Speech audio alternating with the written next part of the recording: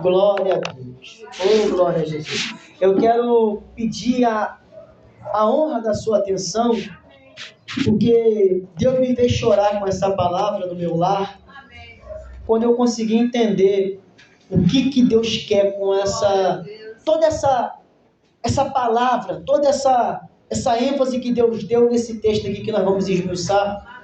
E eu pude perceber, conforme a nossa irmã Vanusa estava falando, era Deus que estava falando na boca dela. Deus quer mais, sempre vai querer mais. Porque Deus sabe que se não explorar a nossa capacidade ao máximo, a gente não dá para Deus. Se Deus não explorar em nós, e Ele tem vários métodos para fazer isso. A igreja me ouve e diga amém? Amém. Deus tem vários métodos para me explorar e te explorar. Em uns Ele explora através de uma situação complicada, em outros Ele usa uma adversidade, em outro Ele usa um levante, em outro Ele permite uma fofoca, Ele permite uma calúnia. Deus sabe como nos explorar, Deus sabe como cultivar em nós a perfeita adoração, Deus sabe. Mas também tem a parte do homem em se sujeitar à vontade do Senhor. E a maior ferramenta que o homem tem é a sujeição. Porque quando nós nos sujeitamos a Deus, nós vencemos qualquer barreira, principalmente o diabo com seus demônios. O que eu quero dizer em primeiro lugar aqui, hoje eu vou falar sobre obra de libertação. Eu vou falar um pouquinho sobre obra de libertação. Não libertação de vício, não. Libertação no sentido de que Deus operou na minha vida e na sua. Que libertação é essa? A libertação do pecado para a santidade. A libertação da morte para a vida. A libertação das trevas para a luz. A obra de Jesus. E eu anotei aqui, a obra de libertação de fato é um ato de amor, um ato de zelo e de fidelidade. Deus me deu isso aqui. A obra de libertação, se você refletir na obra de libertação que Deus fez com Israel e na obra de libertação que Jesus fez com a igreja, é um ato de amor, de zelo e de fidelidade. E eu anotei aqui, eu peço a sua atenção. De amor por quê? Porque o amor partia do Senhor. O amor não estava no objeto amado, ou seja, o amor não estava em Israel propriamente dito. O amor estava em Deus. Então é um ato de amor, a libertação, Deus tirar o povo do Egito, é um ato de amor porque o amor não estava em Israel, estava nele próprio. E como o amor era um dom dele, uma dádiva dele, um atributo dele, ele decidiu derramar sobre Israel. Então, a libertação é um ato de amor de Deus deliberado, voluntário. Não dependia de Israel acertar ou errar, de Israel ser bênção ou deixar de ser bênção, era um ato próprio de Deus. E era um ato de zelo, anotei aqui, porque Israel iria carregar o nome de Deus. Então Deus, ao libertar Israel, estava fazendo um ato de amor, um ato de zelo, porque Israel carregaria o nome do Senhor. E terceiro, um ato de fidelidade, aquilo que saiu dos seus lábios. Então guarde isso. Deus ter me libertado, eu venho do mundo. Foi um ato de amor em primeiro lugar. Em segundo lugar, foi um ato de zelo, porque eu carrego o nome do Senhor hoje. E em terceiro lugar, foi um ato de fidelidade à palavra que ele disse na cruz, está consumado. Então, um ato de libertação é amor, zelo e fidelidade. Deus falou isso comigo, eu quero falar com você. E o que mais me deixou tremendamente impactado com essa palavra é que no capítulo, voltando um pouquinho na história, no capítulo 16, os israelitas passaram do Mar Vermelho, fizeram o cântico da vitória com Moisés e Miriam, e chegaram num lugar chamado Mara, no deserto de Sim. Observe essa trajetória que eu vou fazer com vocês aqui rapidamente. Quando eles passaram o Mar Vermelho, cantaram o hino da vitória, como nós muitas das vezes cantamos o hino da irmã Cassiane, o hino da vitória, passaram pelo mar, foram vitoriosos, chegaram do outro lado, que era impossível. Eles cantaram da vitória, mas chegaram no deserto de Sim. E no deserto de Sim tinha um lugar chamado Mara, que no hebraico significa amargo. E as águas, diz a palavra do Senhor, o povo estava com sede, o povo estava com fome, o povo estava cansado. As águas daquele lugar, a tristeza de Israel, eram amargas. E pelo fato de serem amargas, eu quero que você observe a palavra, porque Deus está falando contigo. O fato das águas serem amargas, e eu não sei o que Deus vai falar contigo no teu coração. O fato da água ser amarga entristeceu o povo. Foi um mau sinal. Ora, acabamos de ser libertos do Egito, passamos pelo mar, mas a água aqui é amarga. Já é motivo de murmuração. E ali o Senhor fez um ato de justiça em prol do povo. Observe, injustiça em prol do povo. A justiça estava nele. Deus transformou a água amarga em água doce.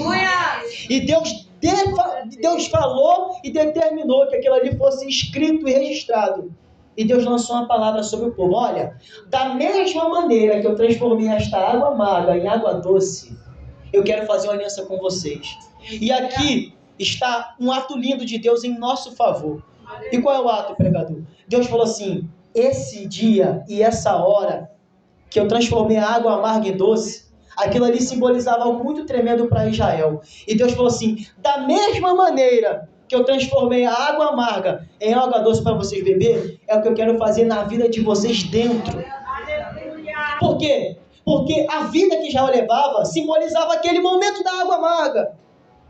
Deus estava transformando a água amarga física, mas também estava transformando a água amarga interior daquele povo. E é isso que Jesus faz na nossa vida. Glória a Deus. Jesus estava transformando a história de amargura de ser escravo em uma história doce de ser príncipe, de ser povo escolhido. E Deus falou: olha, se vocês forem fiéis, Êxodo 16, se vocês forem fiéis a mim, nenhum. Aí Deus ainda fez uma promessa a mais, uma promessa além. Nenhuma enfermidade que vocês viram os egípcios ter, vocês terão, porque eu sou Deus que te sara. E diz a palavra do Senhor, olha só que coisa tremenda. Olha só que coisa tremenda. A água era amarga, por quê? Já parou para observar? Por que a água era amarga? Não é da natureza da água ser amarga. A natureza da água é ter as propriedades, né? E ser água boa, água potável, água consumível. A água estava amarga e diz a palavra do Senhor que o Senhor usou o exemplo da água como uma cura. A amargura da água era como se fosse uma enfermidade.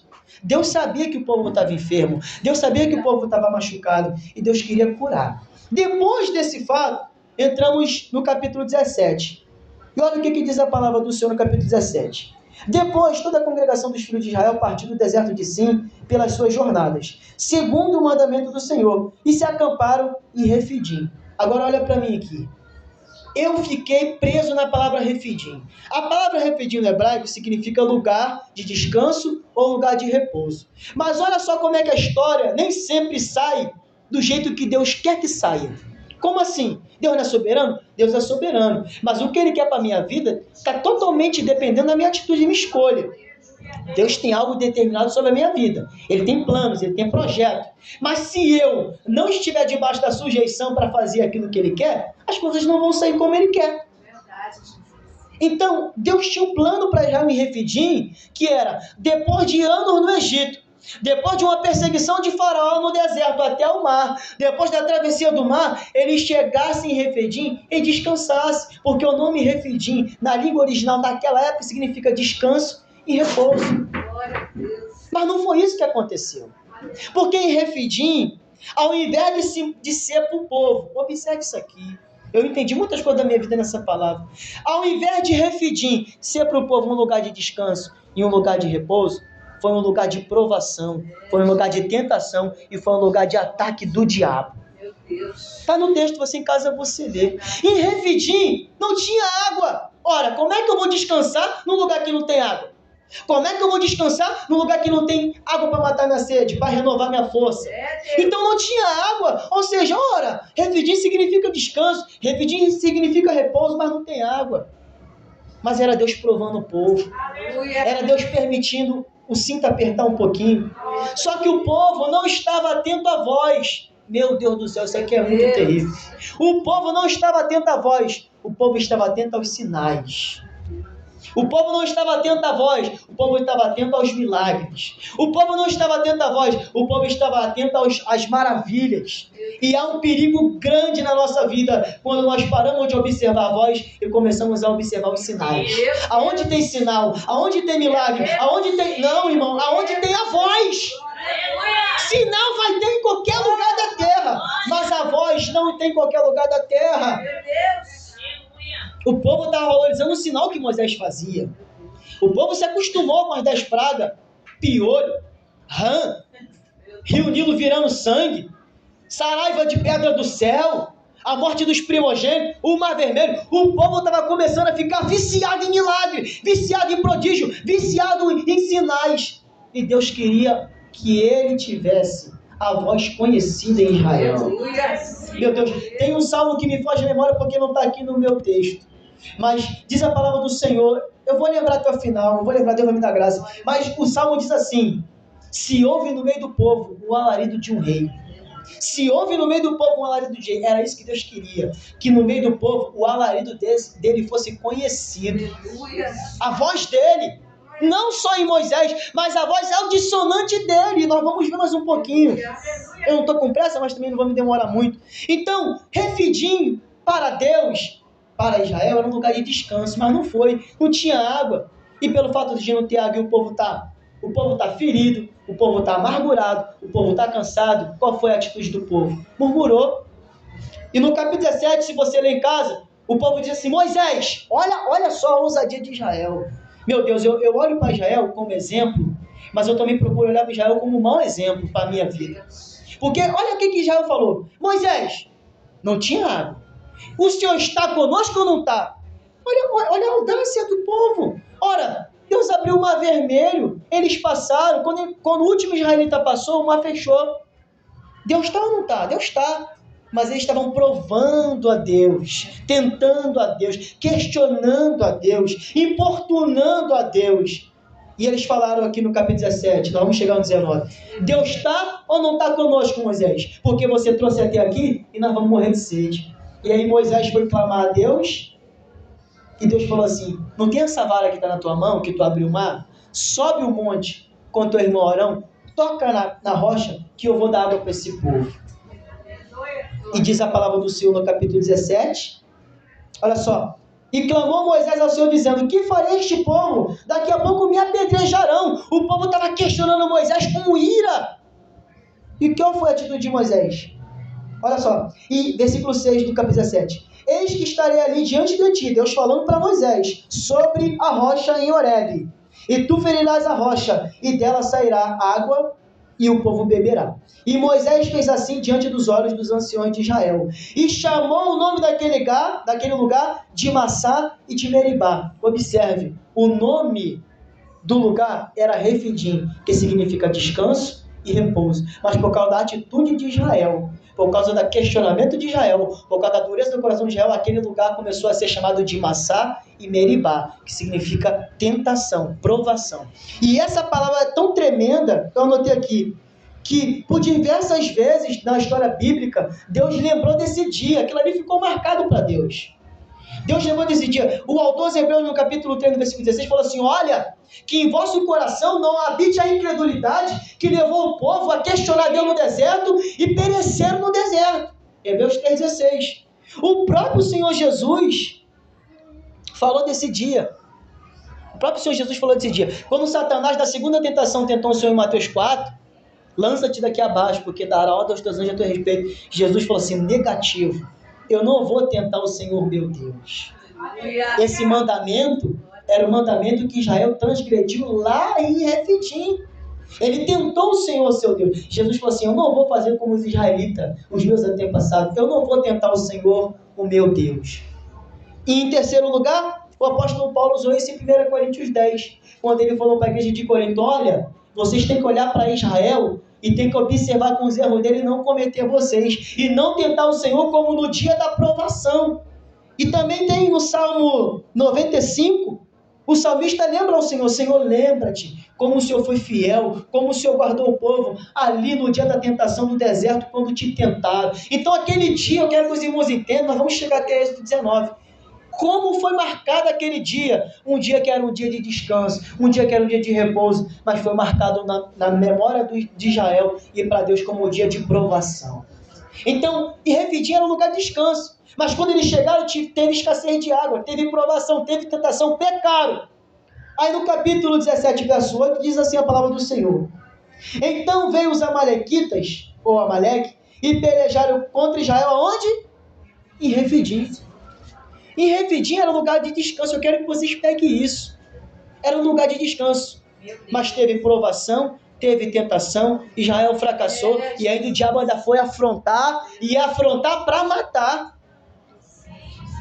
O diabo foi ali afrontar através dos amalequitas para matar, para acabar com o povo.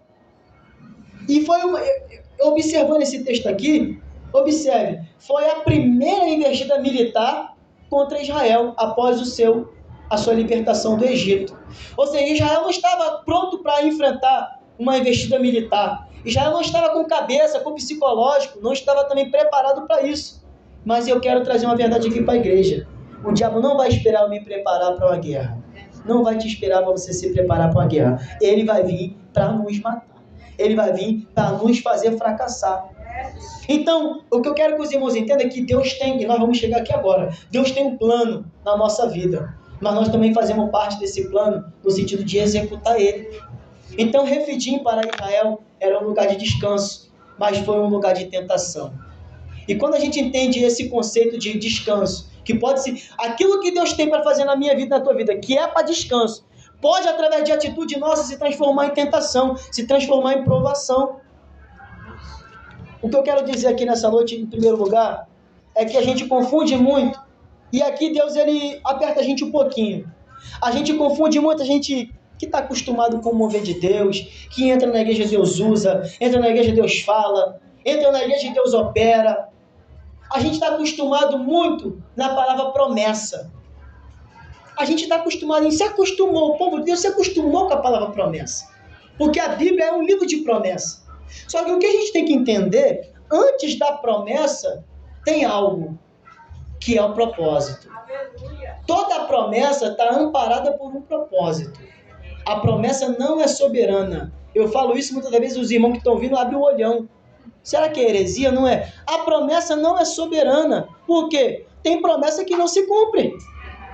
Agora, o propósito não. O propósito é soberano. Sempre se cumpre. Aleluia. Passa céu e terra, o propósito vai se cumprir. Está chovendo, está fazendo sol, vai se cumprir. Então, a promessa não é soberana. Soberano é um propósito que rege, que governa, que sustenta a promessa. Aleluia. Então, indo para o texto, para os irmãos entenderem. O caminho que Deus tinha traçado para Israel era um caminho de descanso. Porque depois de Refidim, nós lemos no capítulo 19 o seguinte: ao terceiro mês da saída dos filhos de Israel à terra do Egito, no mesmo dia vieram ao Sinai. O que Deus tinha, olha só que coisa linda, é o que eu estou vivendo, o que você está vivendo. Deus tinha uma preparação para o povo até chegar no Sinai. Porque, pega isso para a tua vida, no Sinai em diante, o povo não seria o mesmo. Do Sinai para trás, o povo era escravo. Do Sinai para trás, o povo era sofrido. Do Sinai para trás, o povo estava amargurado. Do Sinai para trás, o povo não tinha lei. Do Sinai para trás, o povo não tinha regulamento da sua regra de fé e prática. Do Sinai para trás, o povo não tinha liderança. Agora, do Sinai para frente, o povo tem lei, o povo tem Deus, o povo tem liderança, o povo tem um norte, o povo tem um alvo, o povo tem promessa. Então Deus queria fazer o que para você entender já? Do Sinai para frente, Israel seria príncipe, porque do Sinai para trás ele era escravo. Então Deus queria preparar Israel até o Sinai, mas Israel não deixou ser preparado. E aqui está um grande dilema na nossa vida: nós não deixamos Deus nos preparar. Nós confrontamos com Deus. Uma hora Deus está no volante, outra hora eu pego o volante da mão do Senhor. Então uma hora Deus está no guidão, outra hora eu pego o guidão da mão do Senhor. Isso é um dilema da humanidade, é o nosso dilema. E o que eu observei aqui é que durou 3 meses. Observa, olha só que coisa tremenda. A distância era curta, irmãos. Do Mar Vermelho até o Sinai não era muito longe. Mas eles demoraram 3 meses até chegar ao Sinai. Era Deus preparando eles para o encontro com Ele. O encontro com Ele, Deus preparando o povo, Deus preparando a mente do povo, Deus preparando o sentimento do povo, a emoção do povo. E no 3º mês, olha só como é que Deus é um Deus de data, Deus exato. O nosso Deus é um Deus de data. É claro que a promessa não está regida pelo tempo, mas Deus é um Deus de datas. Ele mesmo que estabeleceu o sábado como dia santo, então Ele é Deus de data. No 3º mês, no 1º dia, os israelitas chegaram na ponta do pé do monte. 3º mês, no 1º dia, os israelitas chegaram na porta do monte. Aí o que Deus falou para Moisés? Está escrito no capítulo 19. Versículo 2. E tendo partido de Refidim, vieram ao deserto do Sinai e acamparam-se no deserto. Israel, pois, acampou-se de fronte do monte. Ou seja, Israel veio, depois de viver a provação da água, depois de ser afrontado pelos amalequitas e vencer, no terceiro mês eles chegaram de frente do monte, o monte onde Deus havia aparecido a Moisés, em Êxodo 3. Olha só como é que o propósito é tão soberano. Eu anotei aqui e vou começar a falar um pouco a respeito disso. Quando Deus apareceu para Moisés, Deus não apareceu para Moisés de qualquer maneira, nós sabemos. E Deus mostrou para Moisés que estava aparecendo para ele, não porque ele era especial, nós sabemos disso também. Não existe crente especial, existe uma promessa. E Deus estava aparecendo a Moisés em Êxodo 3 por causa de um propósito e por causa de uma promessa feita a um homem. O propósito, qual era o propósito? Eu vou falar aqui. O propósito era que, através de Moisés, Deus iria libertar um povo que era a semente de Abraão. E qual era a promessa? Honrar Abraão naquilo que saiu dos seus lábios. Então, Deus falou assim para Moisés, no Êxodo 4, quando Moisés falou assim, Senhor, quando eu for no Egito, e eu falar que o Senhor, Deus dos meus pais, me libertou, e eles perguntar quem é o nome, qual é o nome dele, o que eu vou falar? Aí, antes de Deus revelar o nome, Deus falou assim, isso vai te servir por sinal, Moisés. Quando tu libertar o povo, ele não tinha libertado o povo, ele não tinha nem ido ainda no Egito. Quando tu libertar o povo, Deus já deu, Deus fez o que faz na nossa vida, profecia, Deus fala o que está lá na frente, Deus falou assim, quando você libertar o povo, nesse mesmo monte que eu estou falando contigo aqui agora, tu vai estar com todo o povo me adorando. Nesse mesmo monte que eu estou falando contigo aqui agora, você vai estar com o povo recebendo a minha lei. Nesse mesmo monte que eu estou aqui falando contigo aqui agora, e tu está com medo, tu está duvidando, tu não está conseguindo vislumbrar, tu vai estar com toda a multidão dos israelitas aqui. Esse é o nosso Deus. É o Deus que por graça revela o que está lá na frente. É o Deus que por graça mostra aquilo que está preparado lá na frente. É o Deus que te chama como se você fosse, quando você ainda não é. É o Deus que chama as coisas que não são como se já fosse. Diz o apóstolo Paulo. Então esse vai te servir por sinal. Quando tu estiver aqui, tu vai lembrar que eu te prometi. Então o propósito era, e isso aqui é maravilhoso. Olha o que diz o versículo. Olha o que diz o versículo 3. Subiu Moisés ao Senhor, e o Senhor chamou do monte, dizendo, que monte? O monte Sinai, que ele falou com Deus. Assim falarás à casa de Jacó, e anunciarás aos filhos de Israel. Verso 4. Vós tendes visto o que eu fiz aos egípcios, como vos levei sob as asas das águias, e vos trouxe a mim. Aqui está o propósito, irmão. Irmãs, não tem irmão aqui, irmãs, tem um ali e eu. Irmãs, aqui está o propósito. Trazer a mim. Aleluia. Esquece promessa um pouquinho, vamos no propósito. O propósito de Deus é trazer-nos a Ele. O propósito de Deus é uma que foi usadíssima por Deus. Não é cumprir bel prazer do meu coração.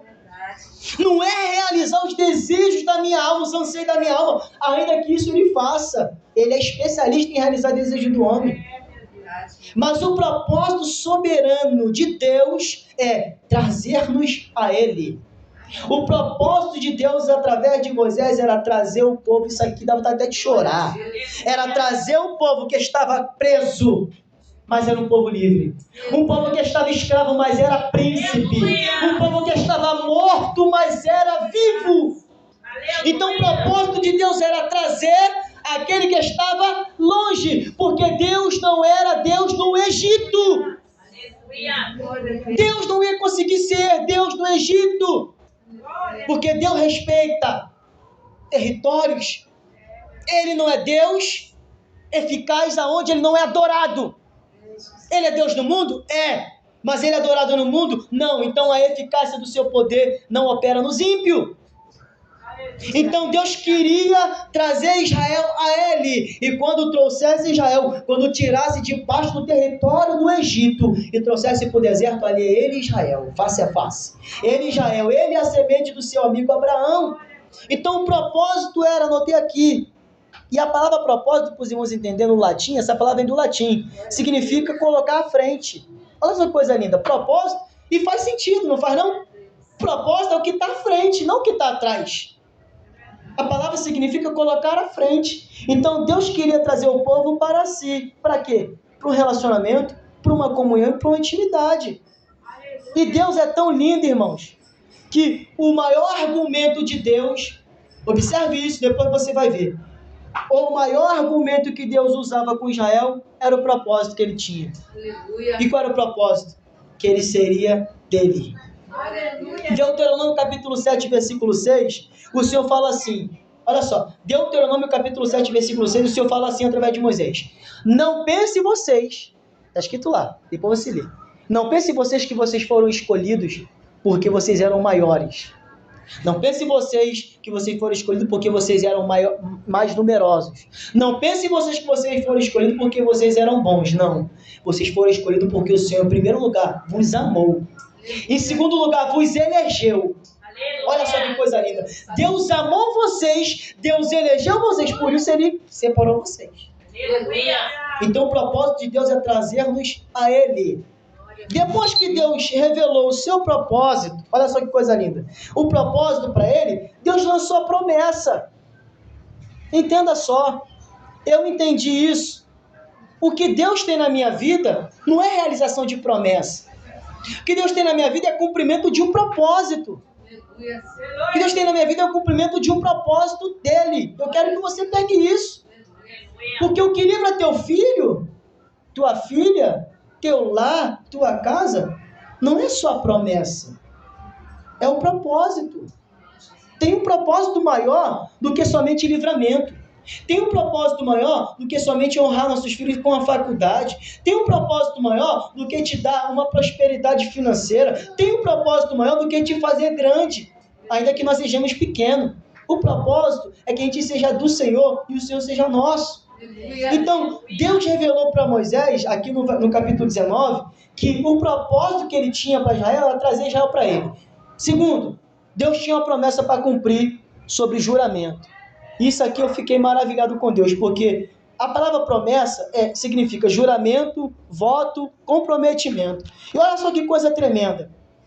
A promessa que Deus tinha para Israel, que no caso é para mim e para você que somos a igreja do Senhor, era uma promessa que ele jurou pelo próprio nome dele. E o escritor aos Hebreus, ele disse isso.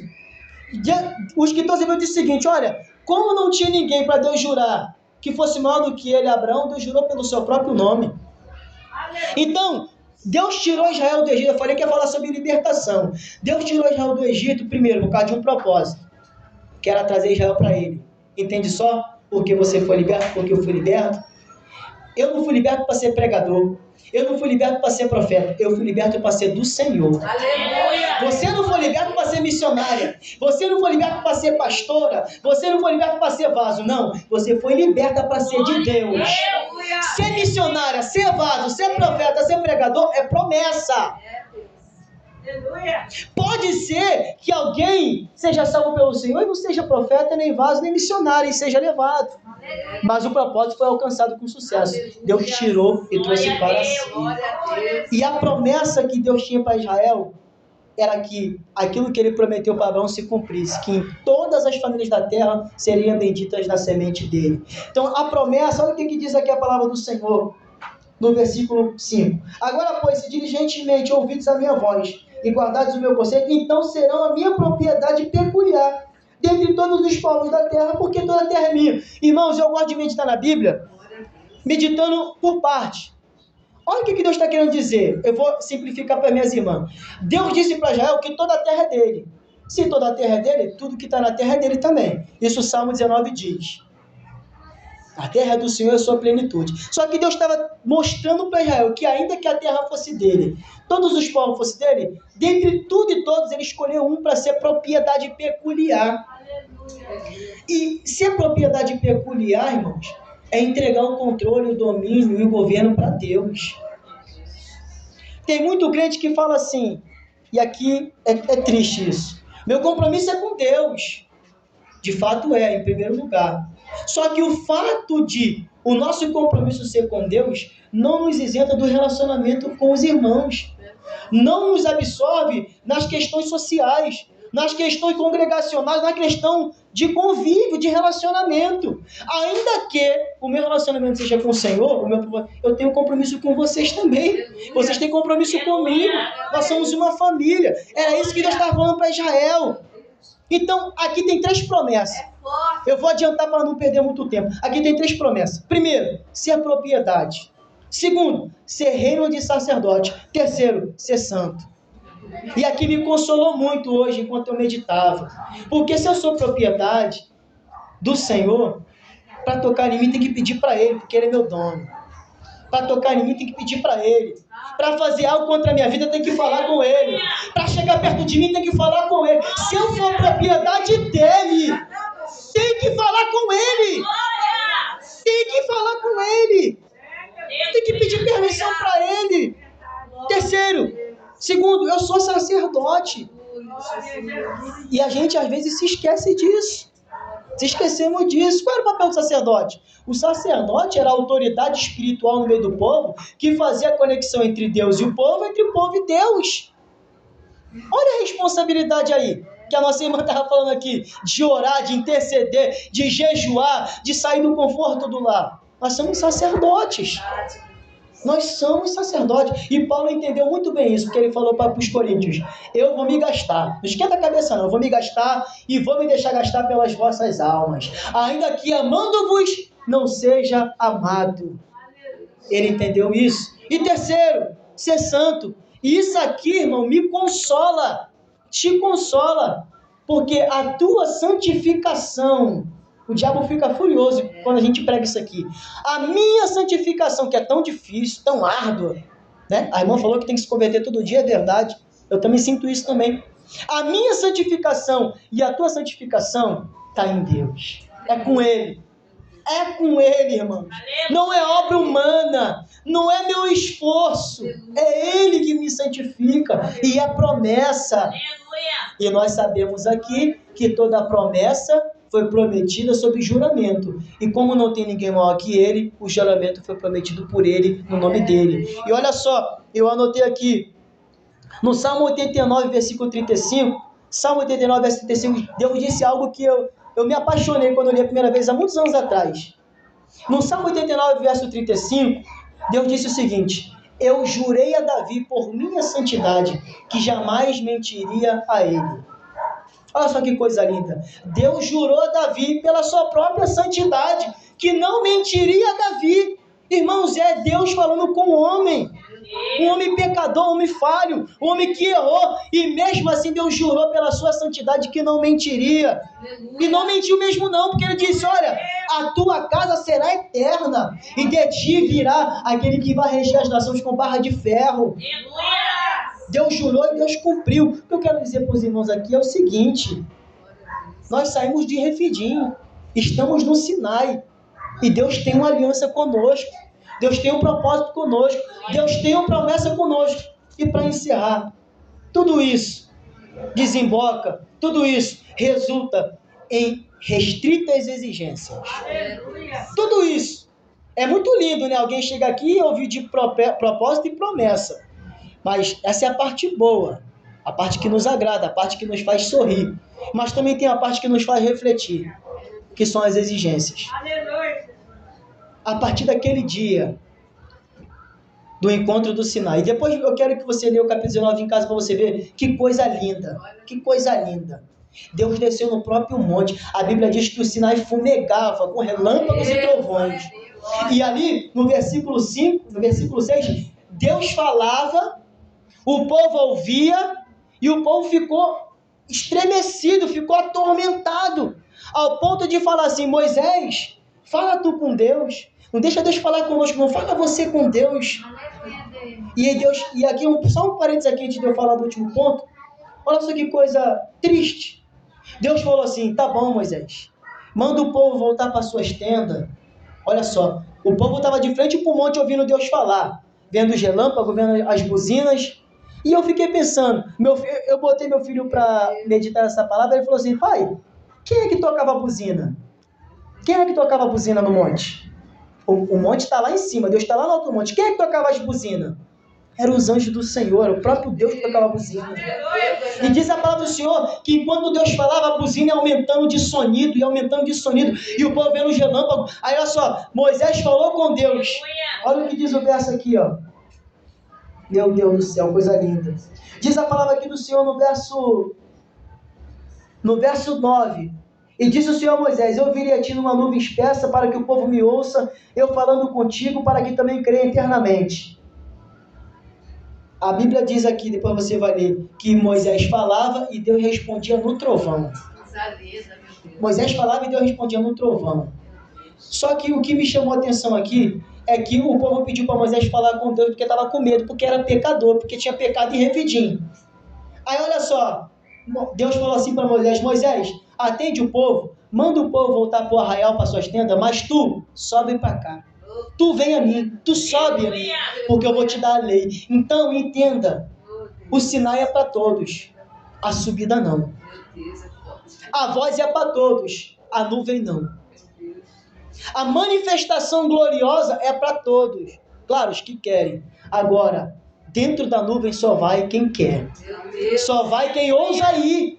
Isso aqui é maravilhoso, porque nem Arão foi, só Moisés foi, representando a vida de um homem santificado, a vida de um homem consagrado, a vida de um homem que decidiu viver para Deus. Por um período de tempo, aqui um parênteses, por um período de tempo, Moisés até viveu para ele mesmo. Os 40 anos do Egito, ele estava vivendo para ele. Os 40 anos no deserto foi a preparação, e os últimos 40 anos de Canaã, do deserto do Sinai, foi para Deus. Existe esse período na minha vida também, o período que eu vivi para mim, o período que Deus está me aperfeiçoando, o período que eu vou viver para Deus. E para encerrar, Deus tinha diversas exigências. Eu estabeleci aqui para minhas irmãs entender que antes do Sinai, Israel não tinha lei, Israel não tinha libertador, Israel não tinha líder, Israel não tinha norte. Israel não tinha nada, era escravo. Só que depois do Sinai, Israel vai passar a ter um líder, Israel vai passar a ter um libertador, Israel vai passar a ter leis, Israel vai passar a ter exigências. Assim é na nossa vida, irmão. Deus não tirou do mundo aqueles que não são de berço, crente de berço, evangélico de berço. A partir do dia que Deus me libertou, daquele dia em diante eu tenho um líder. Daquele dia em diante eu tenho um libertador. Daquele dia em diante eu tenho uma lei a ser observada. Daquele dia em diante eu tenho exigências e não são do homem.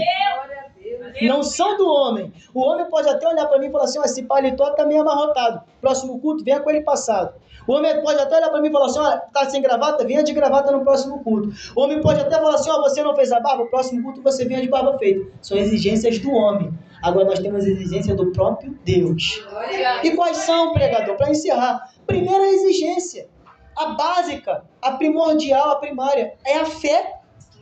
Deus exige do seu povo fé. Porque sem fé, ele não se agrada. Sem fé, ele não tem liberdade. Sem fé, ele não tem espaço. Sem fé, ele não é Deus. Irmão, o que faz Deus ser Deus para mim é a fé.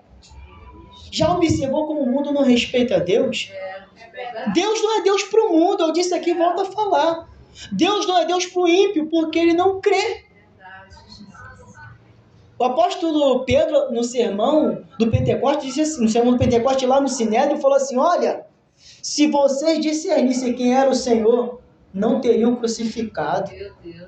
Se vocês entendessem quem era aquele homem galileu de Nazaré, vocês não teriam crucificado por mão de inimigos, pelos romanos. Se vocês entendessem, o apóstolo Pedro dizendo, um homem que não tinha letra, um homem que não tinha estudo, falou assim: olha, vocês não entenderam nada, porque vocês crucificaram o autor da vida por mão de inimigos. Atos 3, Atos 4. Então, a primeira exigência de Deus era o povo crer. Era o povo crer. Segunda, a obediência irrestrita, inegociável. E aqui é muito difícil. Obediência. E lembrando que a obediência está no campo do intelecto. A obediência está no campo da razão. Quem obedece por emoção, cai. Quem obedece por emoção, fracassa. Agora, aquele que obedece por razão, ele não cai, não fracassa. Aquele que obedece consciente, ele não vai fracassar. Ele está obedecendo consciente. Ele está andando num caminho estreito conscientemente. Ele não está andando num caminho estreito emocionado por um convite. Ele não está andando num caminho estreito por causa de um convite humano, por causa de benefícios, talvez. Ele está andando consciente.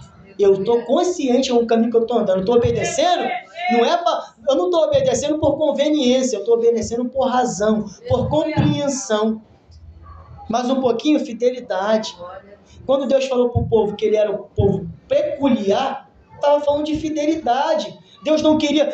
E aqui no Decálogo, no capítulo 20, você vai ver que... Olha só o que diz o capítulo 20, verso 1, rapidinho. Êxodo 20. Então o Senhor falou essas palavras a Moisés, dizendo, verso 2, eu sou o Senhor teu Deus, que te tirei da terra do Egito, da casa da servidão.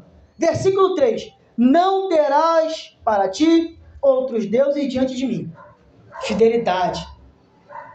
Deus não queria um povo que o adorasse uma hora e não o adorasse em outra hora. Deus queria fidelidade. Eu vou ser o seu Deus. Por quê? Eu vou fechar a Bíblia. Eu gosto muito de uma repreensão. É difícil gostar de repreensão, mas eu gosto dessa. Em Amós 3:3, tem uma repreensão que eu sou apaixonado nela. Porque toda vez que eu leio ela, eu fico feliz e triste ao mesmo tempo, mas eu dou glória a Jesus por isso. Quando Deus vai repreender o seu povo em Amós 3:3, Deus diz o seguinte: vós, os filhos de Israel, que eu tirei do Egito, eu vos punirei, porque vós foi o povo que eu escolhi. Somente a vós outros eu vos escolhi, por isso vos punirei. Então observe que Deus está falando que vai punir porque foi Ele que libertou. Deus está falando que vai punir porque foi Ele que deu crescimento. Deus está falando que vai punir porque foi Ele que deu vida. Deus está falando que vai punir porque foi Ele que levantou. Deus está falando que vai punir porque foi Ele que vestiu. Deus está falando que foi Ele que ataviou. Foi Ele que colocou veste de honra. E é tão lindo, encerrando aqui, é tão lindo. Por que Deus exigia tanto de Israel? Por que Deus exige tanto da igreja? E aqui vai uma revelação para você. Israel não era para existir. Naturalmente não era. Abraão era velho e Sara era estéril. Abraão era velho, Sara era estéril. Naturalmente nunca Jacó nasceria. Naturalmente nunca Isaac nasceria. E por que nasceu? Por intervenção de Deus, por milagre de Deus, por poder de Deus, por propósito de Deus. Então, os israelitas se orgulhavam de quem eles eram, esqueciam lá que eles eram semente de Jacó, que era semente de Isaac, que era semente de Abraão, de forma sobrenatural. Ou seja, Deus está falando, eu vou punir vocês, porque fui eu que coloquei vida no ventre de Sara, foi eu que coloquei vida dentro de Abraão para sair Isaac. E foi eu que coloquei vida em Isaac e Rebeca para sair Jacó. E foi eu que coloquei vida em Jacó e Raquel para sair toda a descendência. Então ele é digno de exigir, ele é digno de cobrar. E para a igreja, Jesus é digno de cobrar, porque Apocalipse 5 diz assim, digno és, Senhor, de abrir o livro e desatar os selos, porque com teu sangue compraste para Deus todo homem de toda tribo, nação, raça e língua, e os constituíste rei e sacerdote para o teu Deus. Então Deus merece e Deus pode nos exigir a sua palavra. Então nessa noite, encerrando, tem um propósito, tem uma promessa e tem as exigências. O propósito é nos trazer para Deus. A promessa é nos fazer sacerdócio. E a exigência é andar na sua lei. Então, nessa noite, Deus está falando conosco aqui que tem algo muito grande para nós que nós não conseguimos olhar. Os israelitas chegaram em Refidim e viram a falta de água. Eles não podiam ver outra coisa a não ser a falta de água, não. Eles olharam para a falta de água. Aí Deus fez sair água da rocha. Aí vem Amaleque para tentar destruir o povo.